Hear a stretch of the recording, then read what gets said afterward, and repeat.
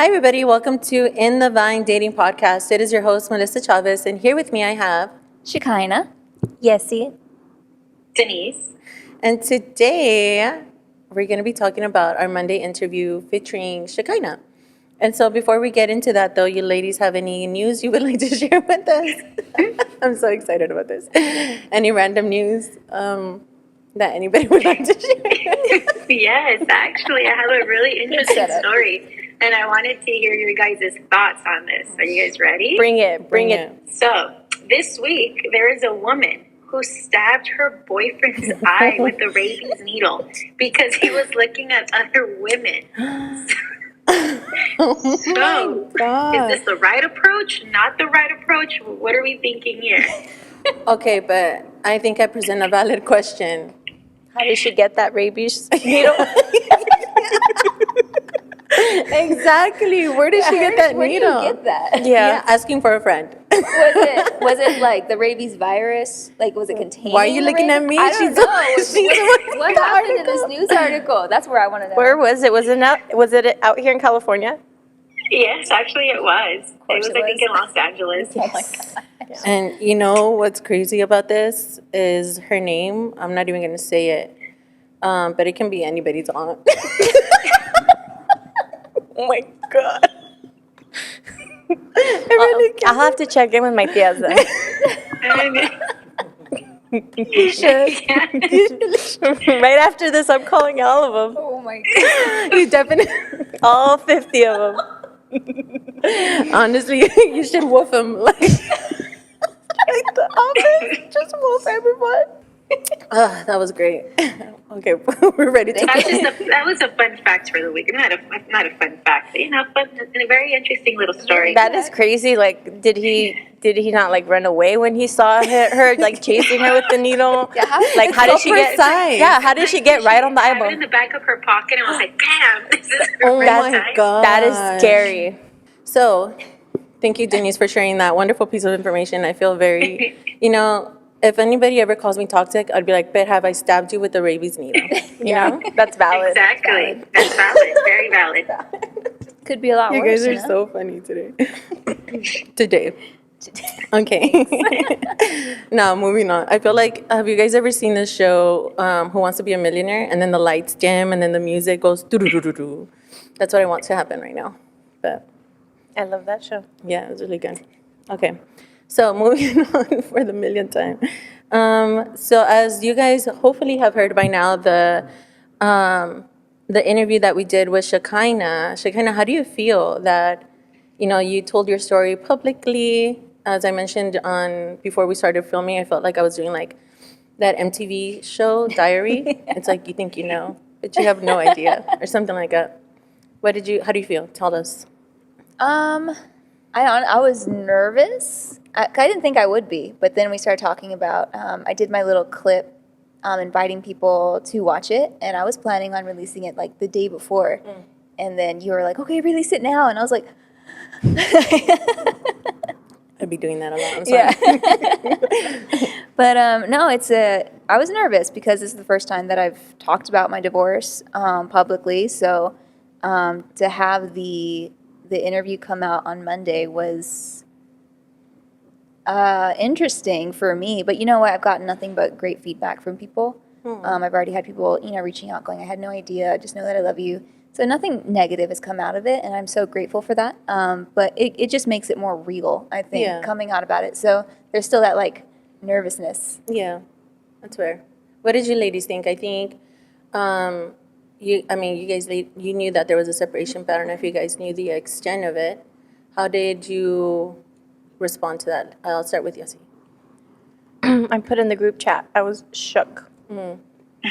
And I gave Shekinah a hug right away as soon as I saw her because she deserves it. She deserved a huge one. I was crying because you know that your friend's going through something, and then you obviously want to give them their space and respect, right? Because I remember as it was going on, I was texting Melissa, and I'm like, what do I do? Like, I want to be all over her crying.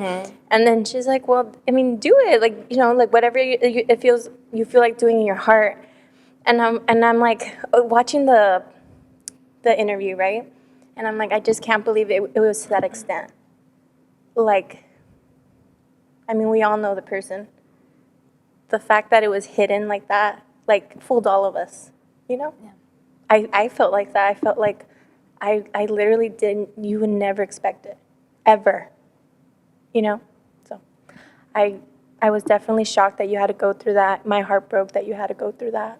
My heart broke that you had to go through that by yourself, in the sense of, not by yourself, because you had your community and you had your mentors and you had your family, like you said, but to a certain degree, I'm sure it felt like by yourself sometimes. I mean, with God, but Yeah. and it broke my heart that you had to go through that. And you're so strong, Shekinah.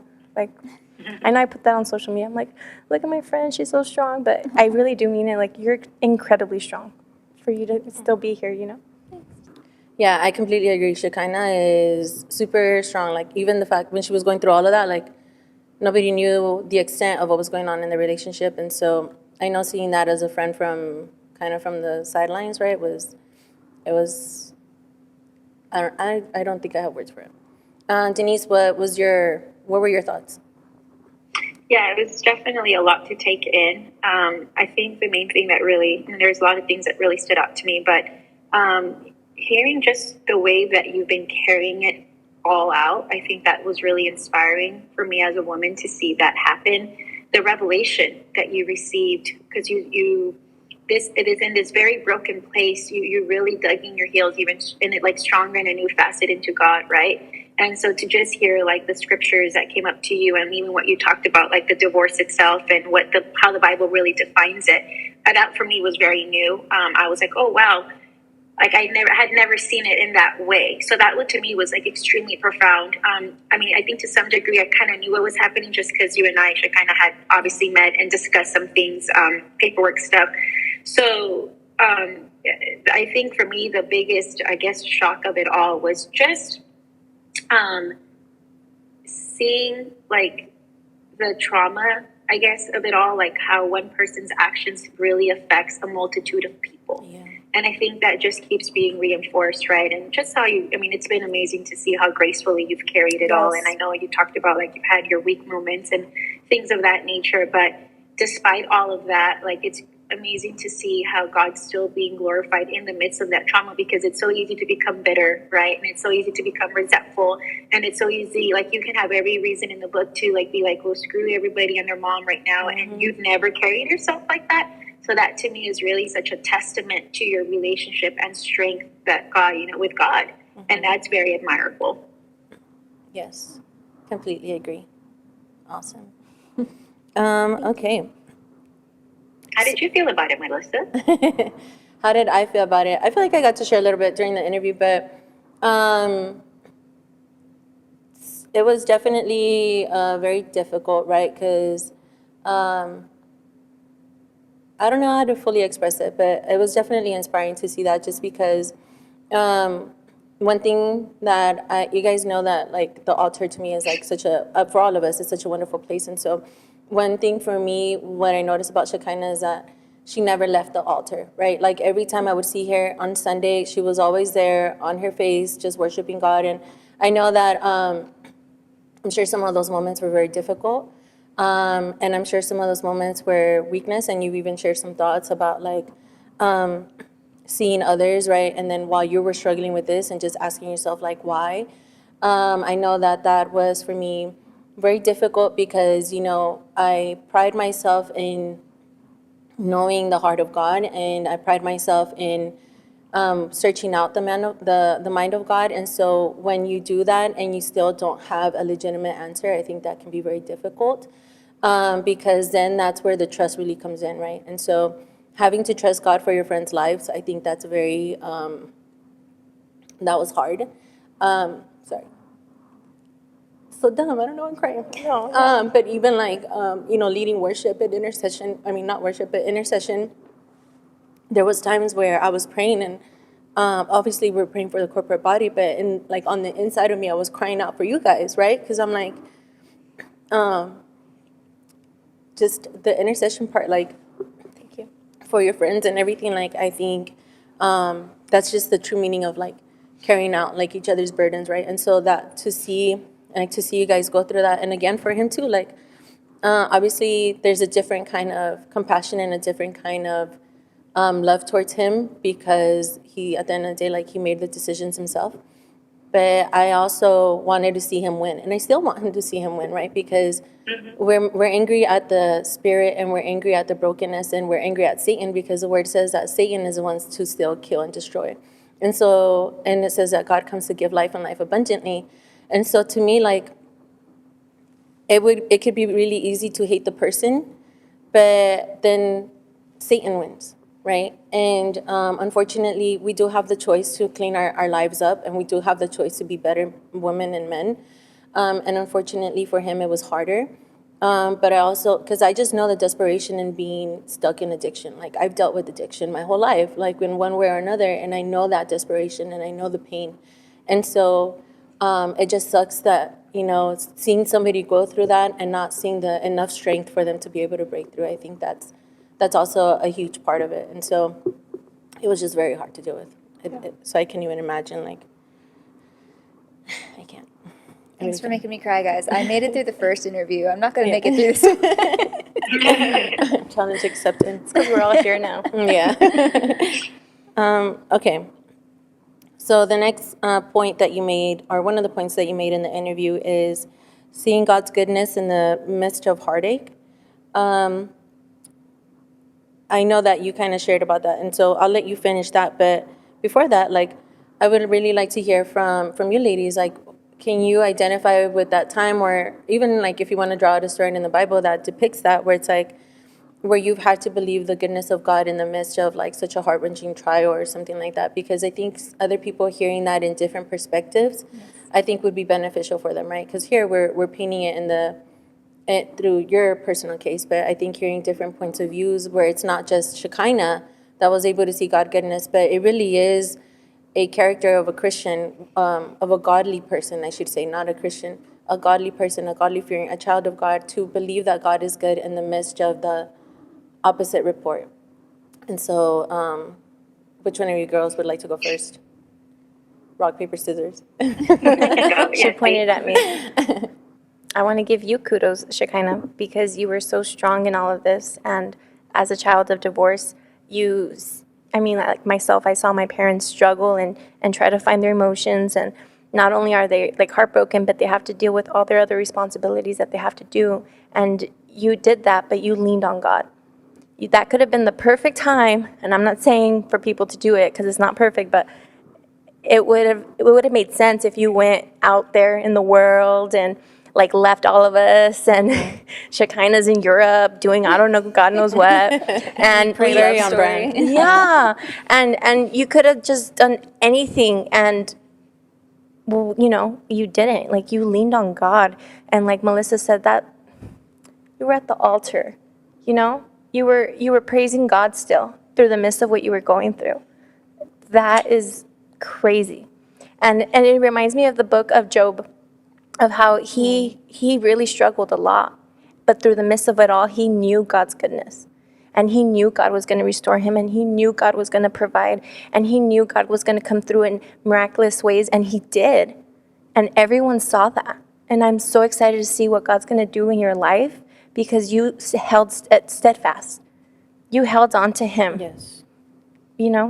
I see like Shekinah, like God is flying in the sky and the crazy wind, and Shekinah's just holding on my little thread, like, yeah, God. But it's just like an imagery of like Shekinah is holding on like through whatever. I appreciate And that. she's happy about it. Job was actually one of the books that I turned to a lot because, Job went through worse than anyone. Yeah, oh my gosh. Job went through a lot, but through the whole time, he just held on, and through that, God blessed him. And so, that was one of the things that I was like, okay, Lord, like, I'll hold on. If Job could do it, I could do it. Yeah, but you, like, I mentioned earlier, you were happy about it, and you're not happy about it, I know. But you handle it in a graceful way. And you still come to church, and you're like, you think, like, at least we see, like, you're happy, like, you're smiling and everything. And I think that's God's grace on you. Again, you're so strong. Yes, agreed. Completely agree. Denise?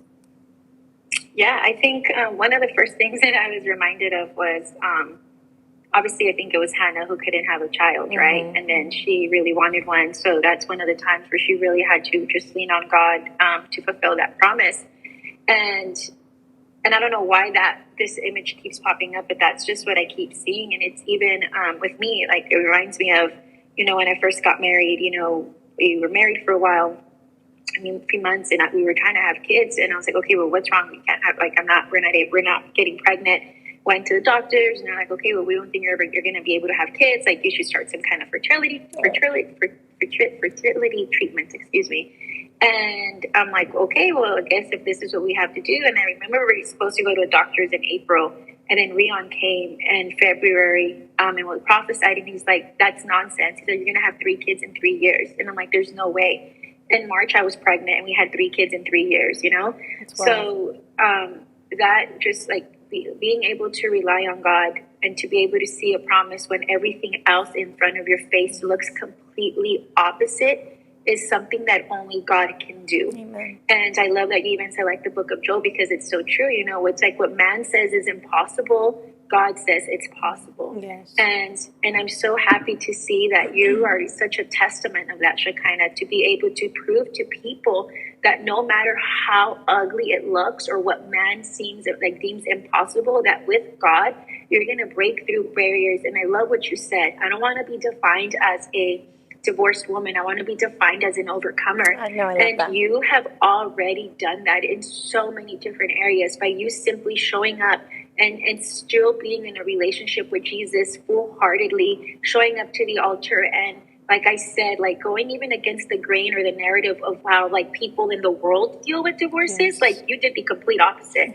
And that already shows the overcomer spirit in you. Yeah. And I just wanted to make sure that I highlighted and I pointed that out, because I know you said you wanted to be defined that way, but you already are, in my eyes, defined as that. And I think that's powerful, because you're already an overcomer, and you're just going to keep overcoming. But that title for me already is given to you.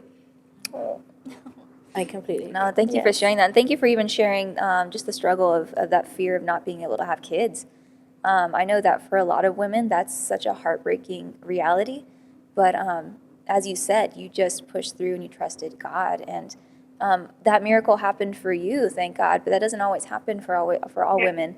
But just that encouragement of just hold on to God, because He's there and He's helping you. He's opening new doors through what you didn't expect, if that makes sense. Yeah. Yeah, so I think I'm going to interject that question that somebody asked on social media, and that is, what do you think you learned about yourself throughout the season of your life? Such a good question. I get asked that a lot, actually. I feel like my answer is new each time. I think what I learned about myself, I'm going to share a good and a bad, right? I want to be real here. I think the good would just be, I will admit, I did prove to myself that everything that I had believed, everything that I pushed in my faith, everything that I stood for and preached, so to speak, is something that I still lived by even through this hardship. I've been accused of not having a hard enough life to speak into people's life. Who? Because Yeah, I've got a timeline that I can share with them. Yeah, I have a timeline. This isn't the only thing, but I've been accused of that. Like, you can't say that, you don't know what I've gone through, type of thing. But I can honestly say that through this, everything that I preached, everything that I say I believe, everything that I hold valuable, my boundaries, those stuck with me throughout this, and I can say that I'm proud of that. I'm not gonna lie, I'm proud of that. So that's something I learned about myself, is that everything that I've always taught and believed in was definitely tested. Everything. And I was able to stick that out. The one negative, not one, there was a few negatives, but I'll share with you something that definitely learned to me that I know I can work on, is that I know that throughout this process, I mentioned in the interview that we got a lot of help. We got mentors through the church, and then we got professional marriage therapists, and we both were in our recovery programs. And what I constantly heard throughout each of these individuals in my life was, you are not his mom, because I'm very much a list person, right? Yes. And that's a benefit in some areas of life, not so much in this situation, because it goes back to he's an adult man, and these are choices that he has to make for himself. Yeah. And so I know that was something that I learned about myself too, of just learning to let go and let God. which was very difficult for me. Yeah. Yeah, that is, I mean, that's a tough one. I think we all face that throughout our life in different ways, right? And so I think the way we face it is where it becomes different. But yeah, I know that that was for sure a struggle because you want to take, and I think this is very much the woman's role, right? I remember at one of the first podcasts, it's like you always see potential, you always see you're a nurturer, you want a helper, is what you said. And so you see something and then you naturally want to help. And so one of the things that people will always tell you about addicts is that you cannot help them until they want to be helped. And like not just, as oh, I got caught, like, yeah, I should get help. But when they themselves have that revelation where it's like, oh my gosh, like my actions are really, truly hurting people. I need to change.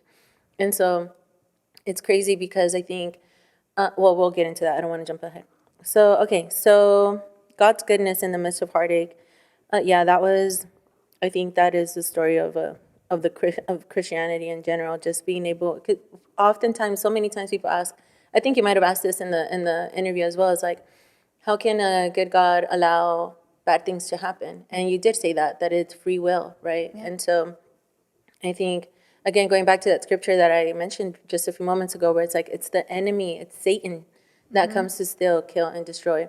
But God comes to give life and life abundantly. And so I know with me, with some of the stuff, a lot of the things that I face, like I didn't get breakthrough until I had that full revelation, because I think sometimes we look at, and I shouldn't say full revelation, but a deeper revelation.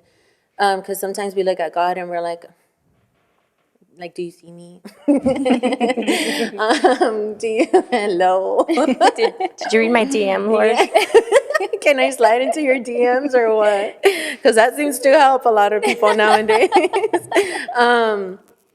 Anyway, so yeah, it gets really difficult. And I remember a John Bevere video that you had sent me, Yessie, or that you had shared with me a long time ago days.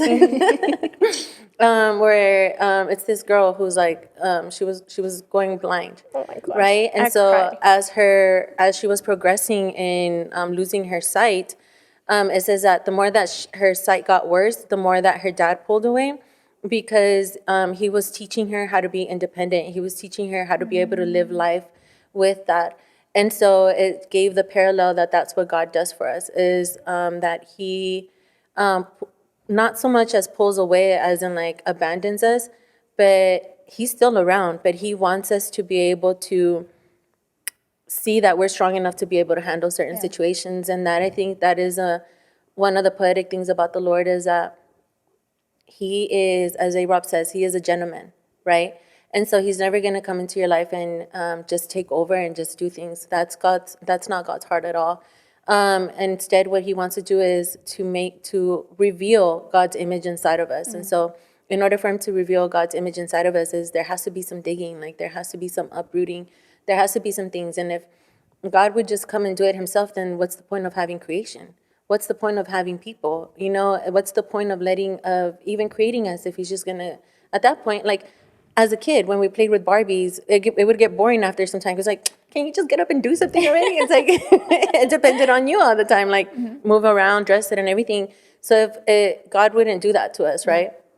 And so, remember that. It's Satan that comes to steal, kill, and destroy. Okay, let's see. Next question. Share what the grief process looks like. And share what the grief process looks like. The grief process. So we all know the 5 stages of grief. We heard that.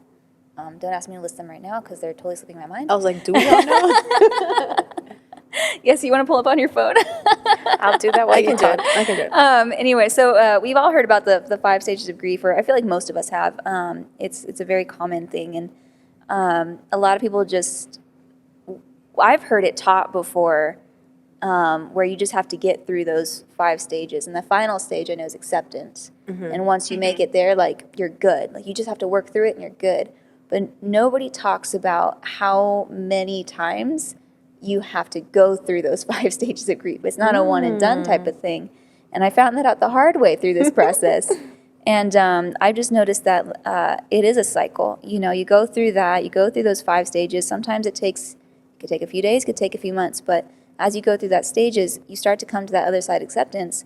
and then boom, something else hits you. And for lack of a better term, you're triggered, right? Yeah. And you have to go through that process again, and you have to go through that process again. I found myself going through this process many times. In fact, I went through it a few weeks ago on what would have been my second anniversary. I had to walk out those steps. And I remember looking up at God and going, God, like I felt like I was finally coming out on the other side of this. Why am I here again? Why am I still grieving? And I was like, I feel like I'm just on this merry-go-round. Like I keep revisiting the same place over and over and over again. But then he reminded me of an analogy that Cheryl Salem used. I was literally thinking about that. Yeah. Okay, go for it. So go. he reminded me of an analogy that Cheryl Salem used, which is you're not on a merry-go-round, you're on a spiral staircase. And so although you are revisiting certain things in your life over and over again, each time you revisit it, you're actually in a higher place. Yes. You're not in the same place. It feels like it, but you're not in the same place so long as you're willing to walk that process out. And when the Lord showed me that and reminded me of that analogy, it just brought me so much healing and blessing.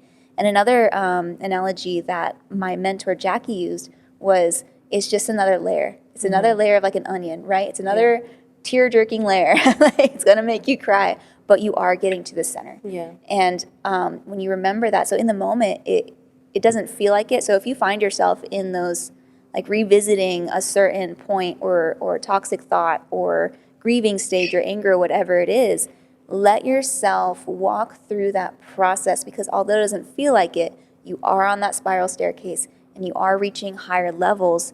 It's when you don't walk through that process of grief or anger that you get stuck on that merry-go-round. That's a good point. And I think we've all met people who have never allowed themselves to go through that process, or they get stuck in one of the particular ones. Like it's either anger or it's either bargaining. So the 5R. Oh, yeah. Thanks for pulling them up. I was about to start talking about them like if I had already said it.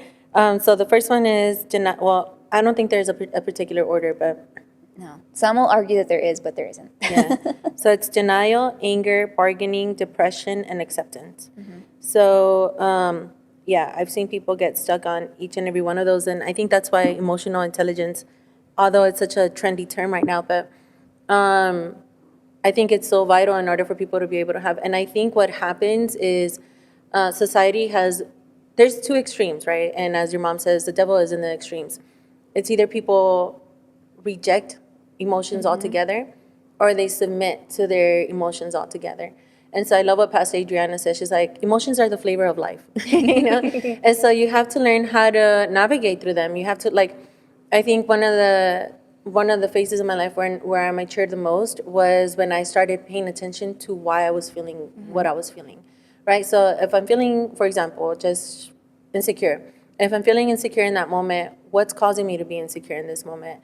How am I responding to that insecurity? And when can I do better? One, to not put myself in this position again, or two, to make myself more prepared, whatever the case may be. And so let's say we're dealing with anger. It's like, okay, why am I feeling angry right now, right? It's because this person betrayed me. Okay, what this person did sucked, absolutely, and I deserve to be angry right now. However, do I want to get stuck there? No. Okay, so what can I do in order for me to be able to do that? And then I think being able to ask those questions, and I'm sure there's like a particular set of questions that we can probably share, would allow people to examine those emotions and not stay in those emotions. And so I actually have a follow-up question for that. Do you think somebody that's been stuck in these cycles for a long time, and by stuck in the cycle, I don't mean like, as you mentioned, like you thought you were over and then you revisit it again. What I mean by stuck is they never move past the anger, or they never move past the denial. I want to kind of give hope to anybody who may be listening to be like, you know what, like I think that's me. I think I might have gotten stuck. What would you say to them? I would say, so going back to you made a really good point, is you ask yourself why.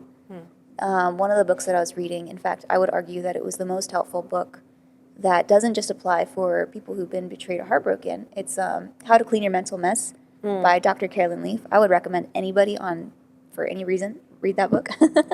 But one of the points that she makes in the book is before you make any major decision, ask yourself why 5 times. And you start to, and then eventually as you get more mature in your emotional health, you'll start asking yourself who, what, where, when, why, and you'll know that. But ask yourself why 5 times. You know, I'm feeling angry. Why? Because so-and-so said XYZ. Okay, but why does that make you angry? Well, because, and then you might find yourself back in as a kid when your dad said something as a kid, you know what I mean? Ask yourself why 5 times. Start to dissect each emotion and take over that. You can, when people feel like they're like stuck in depression, you know, oftentimes they misrepresent it as a medical thing. When in reality, they're just, like you said, they're just stuck. And you can get out of that with your own mental practices of just start dissecting those feelings. When you do feel triggered or you do feel angry, someone says something, or you start to feel anxiety, start asking yourself, okay, let's get to the bottom of this and ask why. Because once you can get to the root, you can start dealing with the problem. That's really good. And so I'm going to jump around a little bit because we had left this towards the end, the importance of forgiveness. But I think it just flows so well right now. One of the things that our leaders in this house often tell us is that forgiveness is more about you than it is about the other person, right? And so when you go, because we do our best to follow like the Jewish traditions for a lot of different reasons here.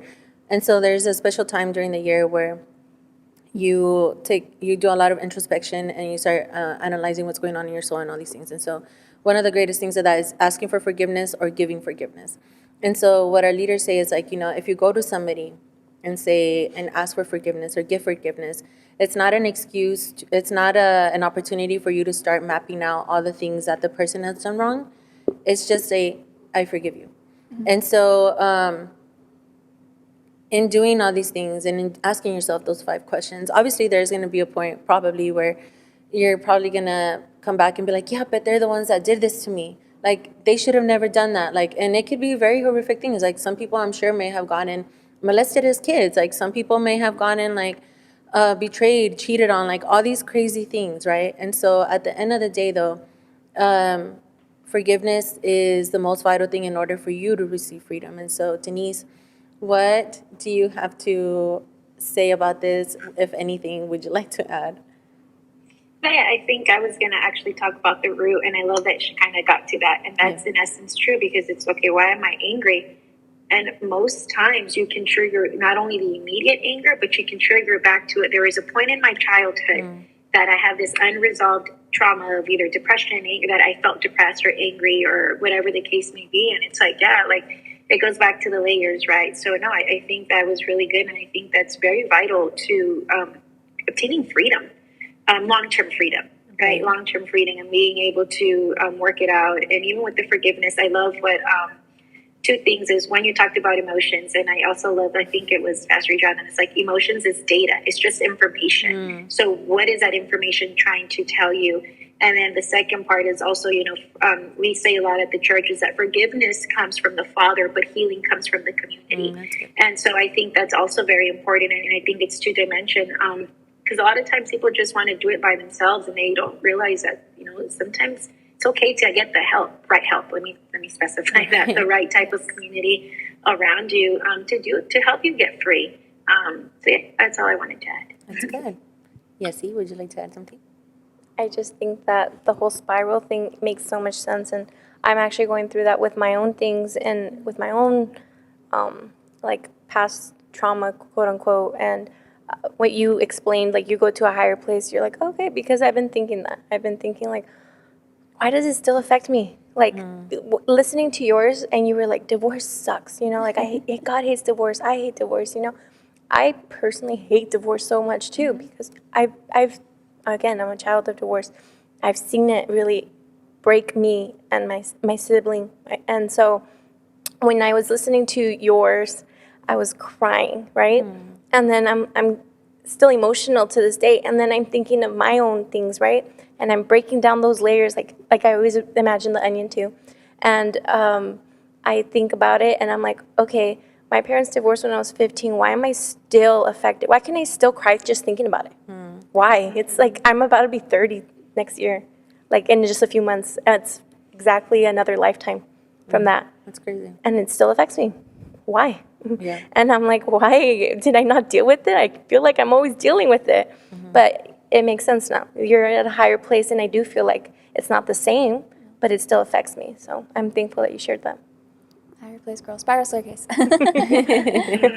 Spiral staircase. Yeah, I absolutely love that. And Yeah, I like what you shared about the forgiveness because, yeah, when the Lord asked me to forgive my husband, right, like, I wasn't shocked. Yeah. It's in the Word of God. I knew that I had to.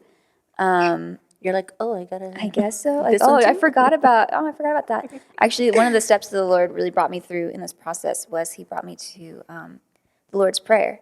You know, when the disciples asked Jesus, "How should we pray?" and He was like, "Oh, pray in this way: Our Father who art in heaven, hallowed be your name. Thy kingdom come. Thy will be done on earth as it is in heaven. Give us this day our daily bread on earth as, or sorry, give us this day our daily bread." And forgive us our sins as we forgive those who sin against us. And that was the part, because the rest of it, I was like, okay, Lord, you know. And I don't pray it in that exact wording, right? I use it as my outline, though, like, Our Father who art in heaven, hallowed be your name. God, you're awesome. I love you. I praise you, you know, and like, Right. just use it as an outline. And I would encourage that for anybody who wants to step into a deeper prayer life. If you don't know what that looks like for you yet, use that as an outline. Jesus himself gave that as an outline to his disciples. Yeah. And that's been so helpful for me. But when it got to the forgiveness part, Lord, forgive me, and I would like list, you know, a little cute little, you know, I thought of someone today, or I looked at someone off, or Yeah. But the Lord said, no, go deeper, and that's where the Lord really brought me through the five whys, you know, and really bringing, Lord, forgive me for, and I started going through the deep stuff, the Yeah. deep emotional things, and then I went forward into forgiving my husband, and it wasn't just, and it started out with just verbalizing it, but then it wasn't like a one and done thing. I didn't forgive him and then forget about all the anger that I had. Right. And that's not usually the case with people. I have to forgive him daily, I'm going to be honest. And so when a negative thought or memory pops in my head, I work through that and then I go, okay, Lord, I forgive him, and I name that specific thing. And so forgiveness, again, as you just said, it's not about giving the other person what they deserve. Yeah. It's about releasing you and releasing them so that you both can be dealt with by God without being tied to each other. Yes. Yeah, that's really good. Dealing with all the aspects of the forgiveness and all that good stuff. And I think you're absolutely right how the Lord's Prayer does say that. And so I think the moment that you realize, one thing that I think you guys can all agree when it comes to Christianity, it's like, I understand that even though I may have a really good moment right now, the moment that I start feeling like I cannot lose my salvation is the moment that I'm at risk of losing my salvation, right? The moment that you think that you're not in danger of doing these things or not falling into temptation is the moment that you're already at high risk. So why am I saying that? I'm saying that because the moment that you realize the frailness of our own humanity, the frailness of our own strength, the frailness of, it says in the word that God looks at us and pities us. So it's like, if God looks at us and pities us, it's like, it's because we're weak, you know? And so I think it's having that humility. And again, like, I'm not saying that that's a cop out for other people's actions. I'm not saying that at all. But the moment that you realize that you've also been forgiven of much is the moment that it becomes easier for you to start forgiving others, because it's like, wow, you know, in the word it says that, I don't know if I've mentioned this already, but in the word it says that our works are like dirty rags to the Lord. Even Jesus himself in the word says, why do you call me good? Only my Father in heaven is good. And so we all fall short of the glory. Yes. We're all sinners that need healing. We're all sinners that need salvation. We're all sinners. That's the point of Christianity. That's the point of, I shouldn't even say Christianity in general, but well, yeah, Christianity. That's the point. It's recognizing that we are sinful by nature, right? And so the moment that we start saying other people's sin is worse than ours is the moment that we've literally lost sight of what we've been saved from. Yep. You know, and I think that's the point where it becomes easier to forgive other people, where it's like, you know what, dude, like, yeah, I'm going to put boundaries now, and I'm not going to allow you to talk to me or be in my life in that same way, because that's just wisdom. But at the end of the day, like, I would rather God deal with you than for me to deal with you, because it also says in the word, like, when we, I can't remember that specific scripture, but it says in order for us to be forgiven, we have to forgive others. Yeah. I kind of want to say that's in John, like towards the end. And so to me, like, that puts the fear of God in me, right? Because it's like, oh, wait, It's in Matthew. it's in Matthew? Okay, so it would be Andre's wife. Watch him correct Yeah, me. right. I picture it in my Bible, like I can see it, but So yeah, I think just remembering that, right? Where it's like I for sure have hurt other people. Like there's scenes in my mind that I cannot get rid of, that I know I've hurt people like immensely. And so every time I replay those things, like I have to forgive myself too. You know what I mean? Where it's like, okay, like I can't continue. So, oh, that actually leads me to something. If you've been that person that has hurt somebody in that same way, we're talking about Shekinah's ex-husband, and you've been that person, and you're constantly punishing yourself for being that person, for betraying somebody's trust. There is forgiveness and there's redemption. I'm not saying that it'll be easy. Again, in divine dating, we always talk about how hard things are, but there is forgiveness and there is redemption. Like in the Bible, Paul, he wrote 2/3 of the freaking New Testament. He was out murdering Christians. Like he saw one of God's disciples literally get murdered. And the power of forgiveness was that person that was being murdered, he looked up to the sky as he was being stoned and being beaten, and he looked up to heaven, and the thing that he said, right? And Pastor Adriana taught on this, such a beautiful, beautiful sermon. And she was like, his name was Stephen. He cried out to the Lord. He was like, Lord, forgive them. They don't know what they're doing. Like, don't let my blood be on their hands. And Paul was there watching all of that go down, okay? And then what happens? Paul ends up being saved, being met by God in such a profound way. And now he ends up being one of the men that got one of the most beautiful and wonderful revelations of grace and the beauty of the resurrection of Christ and that intimacy with Jesus. And he didn't even walk with Jesus when Jesus was alive. His other disciples that walked with Jesus didn't even have that immense revelation, right? That even Paul had to correct Peter. Yeah. And so to me, like, if you're that and if you're feeling like, dude, like I've already screwed up so much, like my family is broken and all these things, like, yeah, there does require some reparation, but it doesn't mean it's impossible. And you may probably be thinking like, oh my gosh, it's such a long road. Like, okay, so what? Do the freaking work. Right? Someone, like I said, going back to Dr. Carolyn Leaf, she made that point of, it's not going to work like that. It's not going to work right away. It's not like a pill and then you're better. You have to put in the daily work. You have to put in, so it's a recovery process, right? And that's why they call it that. And you might think, well, for some people it takes 6 months, some people it takes 2 years. And people who go, well, that's such a long time. She goes, yeah. But 2 years from now, you can say, I'm better, or 2 years from now, you can still be stuck, wishing you would have done the work. Yeah. So it starts now. It starts today. It's never too late because, like, I totally agree. 2 years from now, you can be looking back going, I'm so glad that I stuck through that process. Or 2 years from now, you can go, man, I should have started that process. The time is going to pass by either way. Yeah, you way, to do, exactly. Yeah. Okay, ladies, would you like to add anything? Denise, Yessie? No? Good? Okay. Okay. All right, Shekinah. So how, from your personal experience, how would you identify addiction? First, before we go into this next segment, I do want to make super clear that I have only seen a therapist. I am not a therapist. None of us are. Well, there's Google certificates for everything. Yes, right? I'll go get one. I'll go get one. I do want to make that clear, is that I can only share my experience, and I know that all of us on this panel can only share their experience. So if you or anyone that you know is struggling with addiction, please go seek professional help. Yes. First, I want to say that. So moving forward to my experience, I sought professional help. No, to answer the question, how do you identify an addict? How you identify one, I've dealt with many addicts in my life in different levels. And I think the biggest thing is, has it become a problem? Is it something that is it difficult for them to let go of? Are they missing certain things that they've committed to? Are they being late? Is their mood, a big one is mood? How is it affecting their life? And so that's a difficult one to answer, because really you can be addicted to anything from caffeine to, that's what I was thinking. You know what I mean? I was feeling exposed. That's a difficult one. My husband can't listen to this podcast now.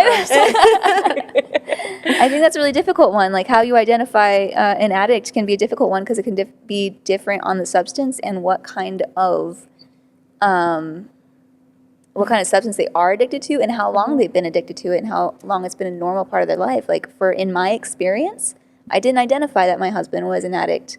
I found out because it had been a part of his life for so long that it became functioning and a normal part for him. And so it wasn't something that I could identify because I never had experience with it before. So I know it's different for everybody. I don't really have a clinical psychological answer to that other than just really look out for their mood, look out for their behavior perhaps, and that might be a key indicator for how you might be able to identify someone who's addicted. Yeah.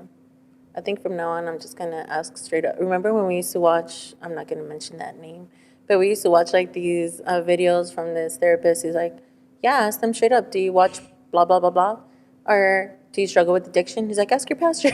Dude, this guy is gay straight. That's a good one, actually. Little did I know. Anyway, but yeah, so that's one way. I agree. I actually am a little surprised by that in a good way. I mean, by that response. I'm not really quite sure what I was expecting. Yessie, do you have a personal opinion of how you can identify an addict? No, I don't actually. I'm sorry. That's okay. Shunned for the next 5 minutes. Go get more experience. Come back. Don't come back till you come back to get more experience. Yep. It's like the Uno card, reverse. What about you, Denise? I love what she kind of said. I think, once it starts to become a problem. That's good. And, because problems you can look very different for every person. So I love the way you define it. I think that's really good. Yeah. Okay. So how do you approach an addict? Carefully. Interventions. That's actually, no one's going to like this answer. And again, I can only share a personal experience. Growing up in church, my parents are counselors as well through the church. And so I've seen a lot of addicts be approached and get counseling and get help. And the pattern that I've seen and experienced is typically when it's time when you realize this is hurting this person, you love them, and you no longer want it to hurt them, that's usually the decision that needs to be made of, I need to talk to this person. And sometimes you do get amazing reactions. A lot of addicts I've seen respond very positively and just admit right then and there, like, I didn't have the strength to admit it. I needed you to call it out in me, and yes, I do want help. And then I've seen it more often than not where an addict can get very possessive of their addiction. I mean, they're an addict. It's what they feel they need, and so if they feel like that's being attacked in any way, then you often become a target for attack, if that makes sense. And it's mostly just them trying to protect themselves. Yes. So how do you approach an addict? First, you have to I would highly encourage people, and this is something that I had to do, was establish your boundaries, establish where you are at, and remind yourself that if this doesn't go well, it's not your fault. You need to go in with a healthy mindset before you begin to have that conversation. That's really good. Otherwise, if this person does respond negatively, you have to be prepared to stand firm in your boundaries, in your worth, and in your values to follow through with what you know is right for you. Because although you love this person, although this is somebody that you do care for, and this is why you're bringing it up to them, you might not receive the response that you would hope for. But at the end of the day, does that mean that you shouldn't talk to an addict? Absolutely not, especially if it's someone you love. In those situations, I would encourage you kind of put away your selfishness, to be honest, and recognize that it might not go well. You might be putting in jeopardy a friendship or a relationship, but in the long term, this person will know that they can come to you when they are ready to approach this as a problem in their life. So I think just from a Christian standpoint, from a loving standpoint, it's necessary to have this conversation because you don't want to wait until it gets so bad that you can't do anything for them at all. But I don't want to also encourage people to just go right in expecting the best. Unfortunately, when it comes to addiction, if this person is that possessive of their addiction, you might not get the best response. But again, it's about loving them and not about your own selfishness, if that makes sense. No, that makes total sense. I think it goes back to what Denise always says. It's not what you say, it's how you say it, right? Yes. And so the moment that you go in already feeling like victimized or feeling like you want to shove something in their face, like then you're already starting off in the wrong foot. Because again, God's heart is always reconciliation. We've been called into the ministry of reconciliation, as it says in, I don't know if it's 1st or 2nd Corinthians. That, and I think, I don't know if you guys would agree, but I think also a good tactic would be to have a form of solution, right? Yes. Not just show up and be like, hey, you have this problem, but show up and be like, hey, this is what I think you can do. These are alternatives that you can do, like, Right. because ultimately it's like you don't want to just point out a problem and that's it, right? Because then what are you doing? Like you're already leaving the person vent to themselves. And in order for them to be able to break a cycle, they're going to have to do something different. So, and that's assuming that their response is a positive one. No, I right? fully agree. Coming in with, I have these steps that I'm willing to help you with. Yeah. Oftentimes an addict will try to negotiate and try to, try to beat around the bush and try to get around that. Yeah. But again, it goes back to, no, these are my boundaries. This is how I'm willing to help you. If you don't want to do it my way, that's totally okay. Yeah. I respect that. But these are the ways that I am willing to be involved and help you. So yeah, absolutely offering that solution is key, but don't let that person try to negotiate out of that. Yeah, because I have seen that actually happen where, again, to that my 600-pound life, right? Where it's like people come in and they make that person everything now. Like now it's their project. Now they get so invested where it's no longer healthy. Where now when the person gets healed or whole or they decide they just want to go back into their mess again, then that person that started giving the thing, all of a sudden they lose their own identity, Yes. right? All of a sudden they lost themselves in that because they were so invested in this person. And so I think what you said is the ultimate wisdom, where it's like having your boundaries and seeing, and even having accountability towards that. Yes. Because like if you don't go in with somebody looking out for both of you, then you're already putting yourself in such a risky situation. Yeah. You know what I mean? And oftentimes, you people who approach you are the ones that love you the most. And if you don't have those boundaries, and you have that heart of I want to do whatever it takes to help this person, you risk becoming the enabler. Yeah, absolutely. Okay. For those struggling with addiction, how would one get help? I'm gonna ask Denise. How does one get help? Well, I think depending on the type of addiction, you would definitely want to get in contact with some kind of center. I think we should really put on our YouTube video like resource numbers, right, for like That'd be good. addiction hotline numbers and things of that nature. So definitely, I think check out for that information. We can definitely add that on our captions when we post the video. Oh, that's good. I like that. Yeah, I agree. Because there's nothing, I mean, it's already a proven method, right, in one way or another. And for people... That obviously, if you want to, I would definitely suggest like talking to somebody, right? Talking to, even if it's connecting with a leadership at our church, so that they can direct you to the proper field of licensed help. That's good. So what would you say if somebody were to come to you, like, I've noticed that I started drinking way too much, but I'm still going to work. I'm still paying my bills. What would you say, Shaquina? I think the fact that you're bringing it up in the first place means a piece of you that knows it's either a problem now or you're fearful of it becoming a problem. Yes. And in both cases, it's something that you should definitely take hold of and treat as a problem and start to work towards it.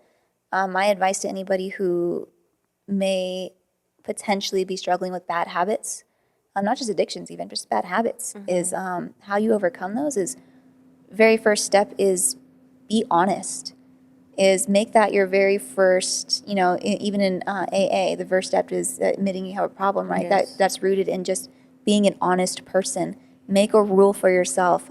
From here on out, I will not lie to myself or to others. And then you can begin to start identifying those addictive behaviors in your life a little more, because then when you do ask that question of, am I drinking too much? You can already have the practice of being honest with yourself of, yeah, I'm maybe drinking a little bit too much, and is this a problem? Yes, it might be a problem.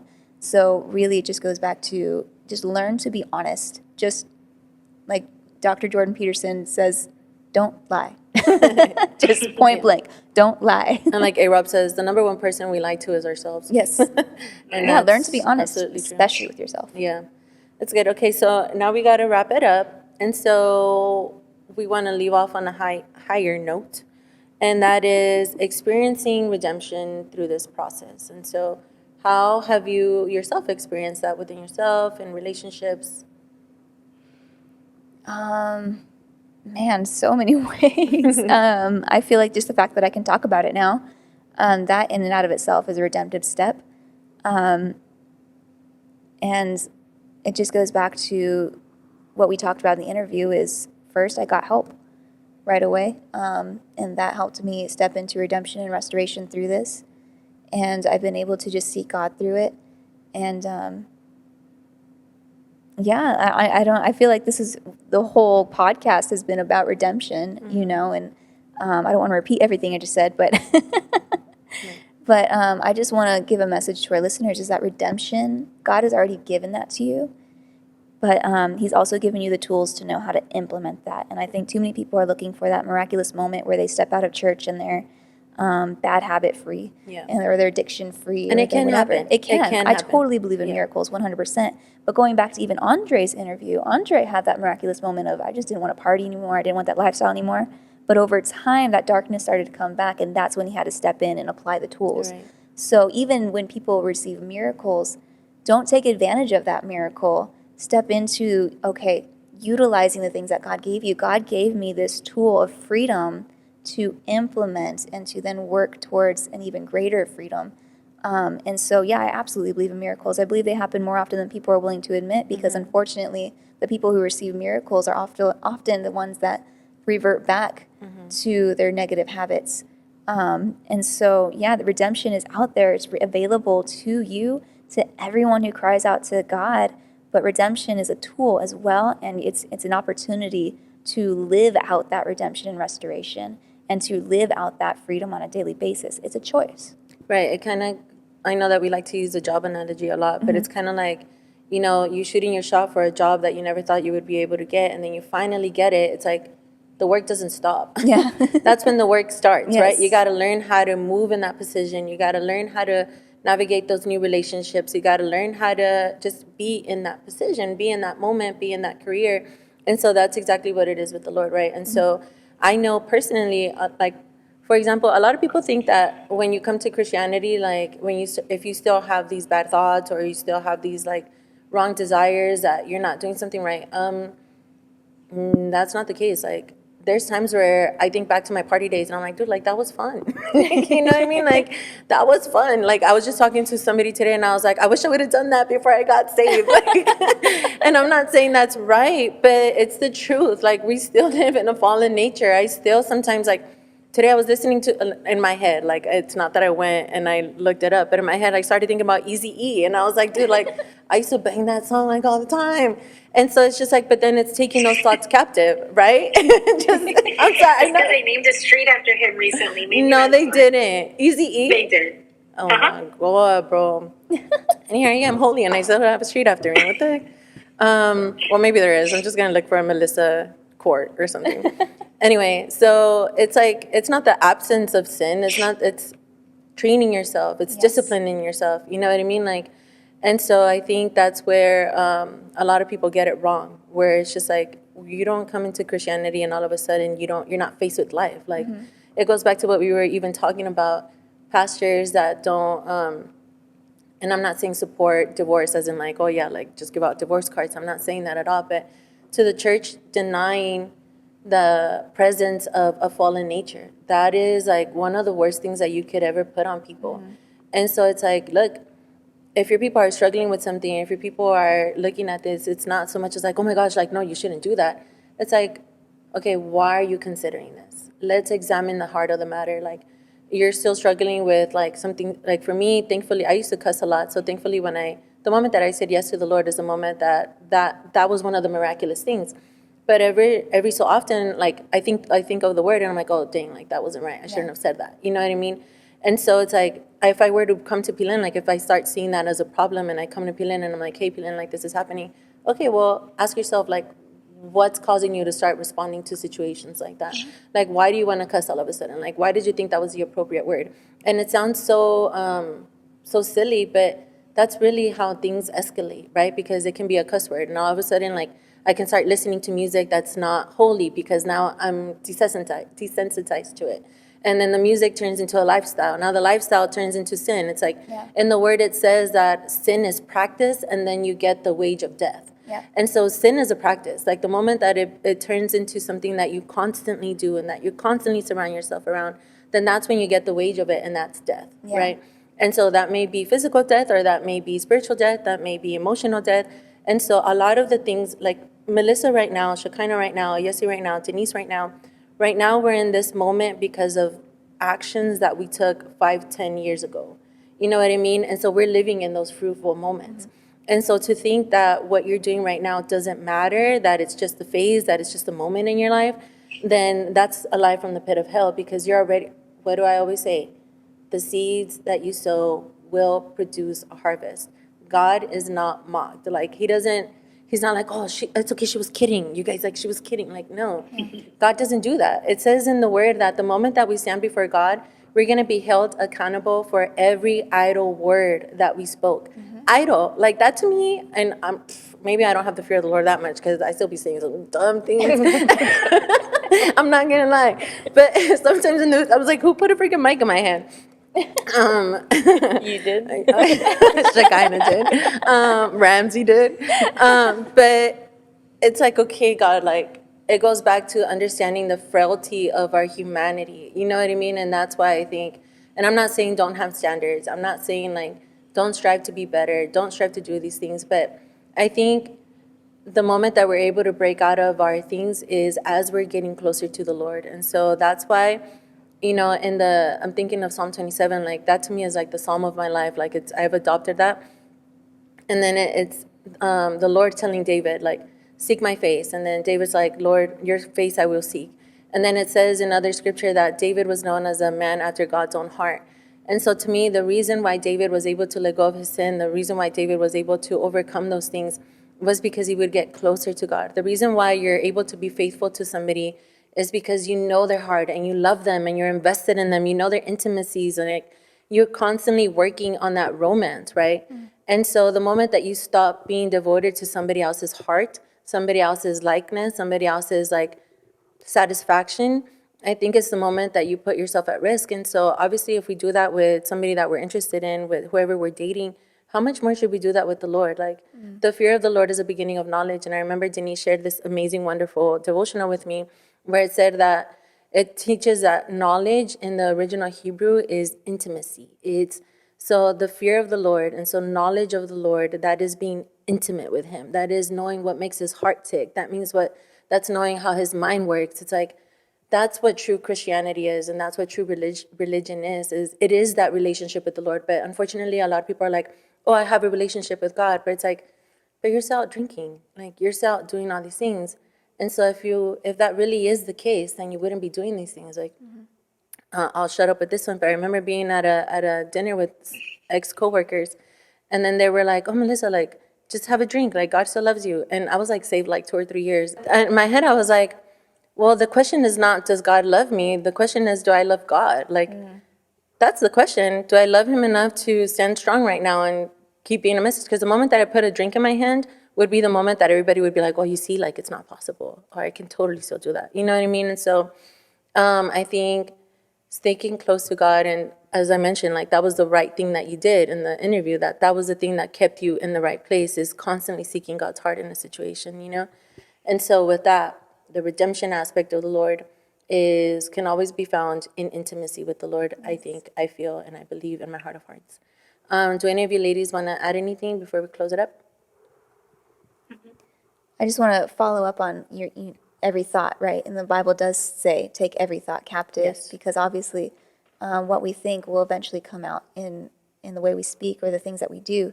And so it just goes back to, I think there's this trend going on that I've seen on Instagram of like the intrusive thoughts, Oh, yeah, that's funny. Yeah. And they're so funny. But then I really thought about it, and I was like, take every thought captive. When you do get those random thoughts, don't brush them aside. Don't just oh, that was a random thought. But take them captive. Identify where they're coming from. Is it you? Is it the Lord? Is it the world? Or is it the enemy? Identify where it's coming from and whether or not this is a thought that you should accept or reject. Yeah, that's really good. I completely agree. Okay, so, I think it's important to clarify, like, why we're talking about this on a dating podcast, right? So, Yessie, what do you think? I think addiction is susceptible, right, to anybody. So I'm thankful that we are able to share it on the podcast. I'm also hoping that if anybody knows somebody or is struggling themselves, and they're not married yet, or they are married, that they can work on it. But Yeah. specifically, our podcast is obviously for dating. And what can you do now to work on yourself so you don't have to work on that part when you're married? I mean, obviously, there's still to that extent, like recovery, all of that. It's still like the hard work starts, right? Yeah. But how can you bring that into your marriage? You obviously want to make sure you're with a partner that's able to understand that, hey, I'm recovering.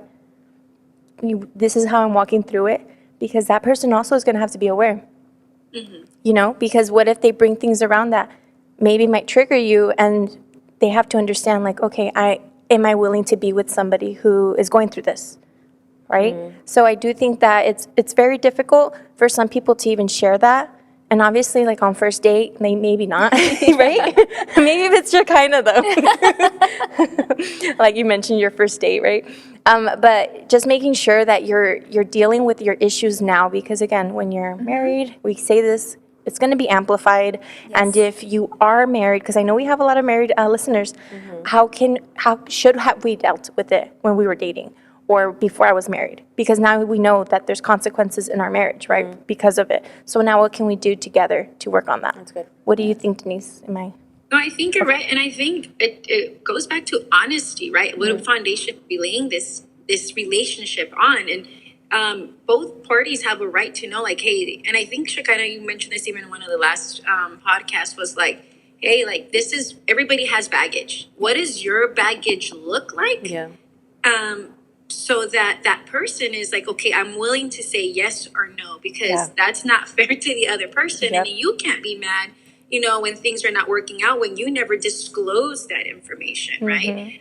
So I think there's a whole thing of integrity, like honesty, are you willing to deal with that baggage?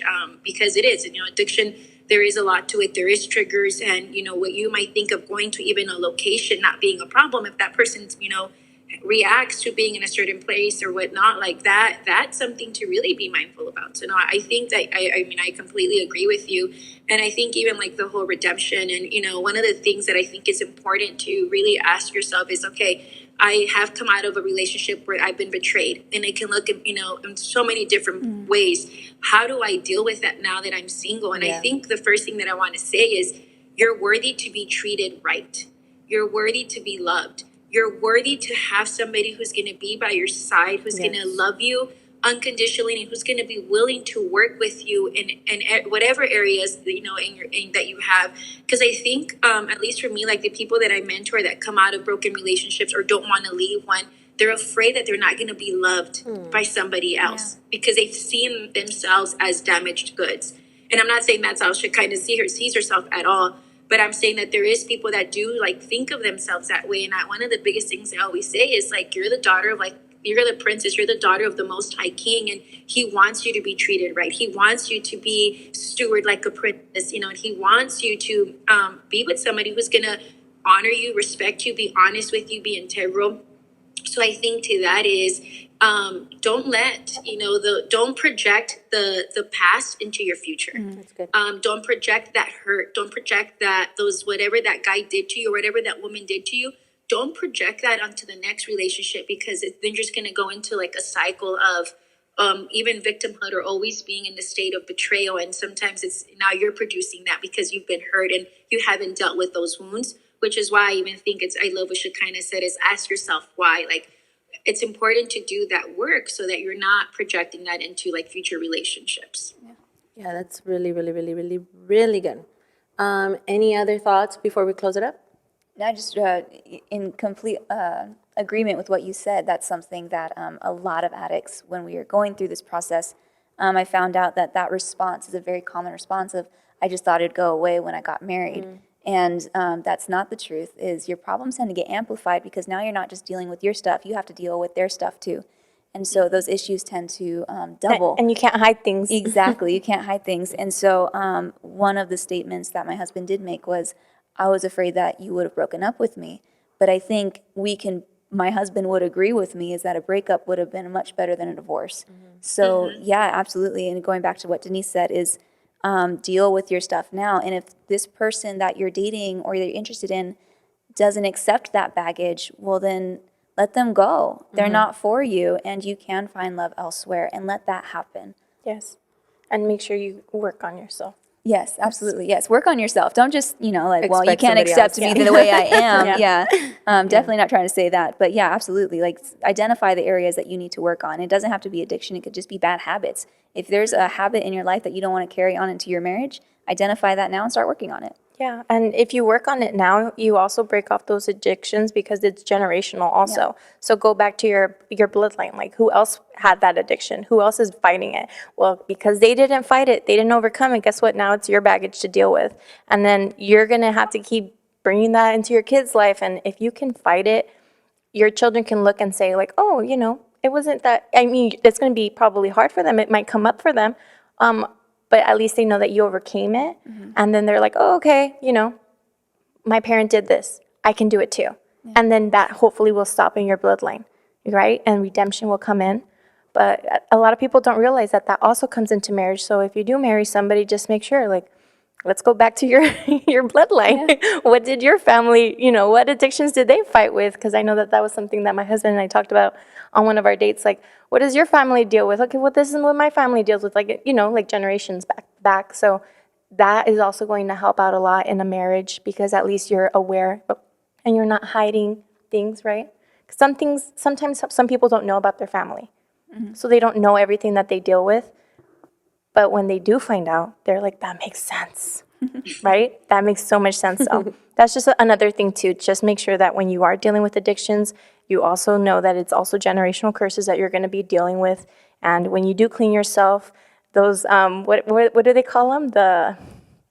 In self-deliverance, we've talked about them. Those, they stay in, like, when you clean yourself. Squatters. Yes, the squatters, there you go. Oh, yeah. The squatters will come back like 7 times. So it's not easier, right? Yes. Absolutely agree. I love all of this. And all right, Shekinah, thank you so much for sharing your story with us. Definitely a tearjerker. Yes, thank you. You're awesome. You're amazing. And we can't wait to see the way that God is going to use this story for His glory. As always, thank you for tuning in to In the Vine Dating podcast. Did you forget? I always want to say who's in the vine. And then when I say who's in the vine, I want to say In the Vine Dating. It's a struggle. Pray for me. And on that note, don't forget to pray for your single friends, because it's hard out here. Have a good night. See you soon. Bye-bye.